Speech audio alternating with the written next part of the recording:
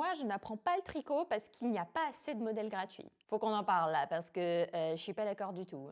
Il y a quelques jours, j'ai reçu un commentaire qui me disait « Moi, ce qui me bloque dans mon apprentissage du tricot, c'est qu'il n'y a pas assez de modèles gratuits, ni de diagrammes gratuits. Tout est payant et cher. Et ça gâche mon plaisir d'apprendre. » On va être clair tout de suite, je ne suis pas d'accord. Déjà, c'est faux. Aujourd'hui, il y a une montagne de trucs gratuits en tricot. Des milliers de modèles gratuits en ligne, des centaines de vidéos tutos sur absolument tout, même monter les mailles à une main, des blogs bourrés de conseils. Avant, il fallait acheter des bouquins qui parfois étaient introuvables. Parler 12 langues pour comprendre un modèle. Et même là, c'était galère. Parce que je le rappelle, dans les années précédentes, il n'y avait qu'une taille qui était expliquée. Qu'une taille.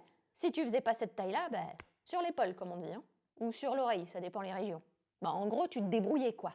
Aujourd'hui, l'info est partout. Mais surtout, pourquoi l'absence de modèles gratuits t'empêcherait d'apprendre? Tu tricotes pour le plaisir, pour découvrir des techniques, pour te dépasser, pas juste pour accumuler des PDF dans un classeur. Que tu utiliseras jamais en plus, on va se le dire. Tu sais quoi? Moi, je préfère t'apprendre à tricoter, plutôt que de te donner un modèle clé en main et puis vas-y, vis ta vie. La métaphore que j'arrête pas de répéter. Apprendre à pêcher aux autres plutôt que de pêcher le poisson pour eux. Un modèle gratuit, c'est quoi? Un projet pour une semaine, un mois, 2 mois.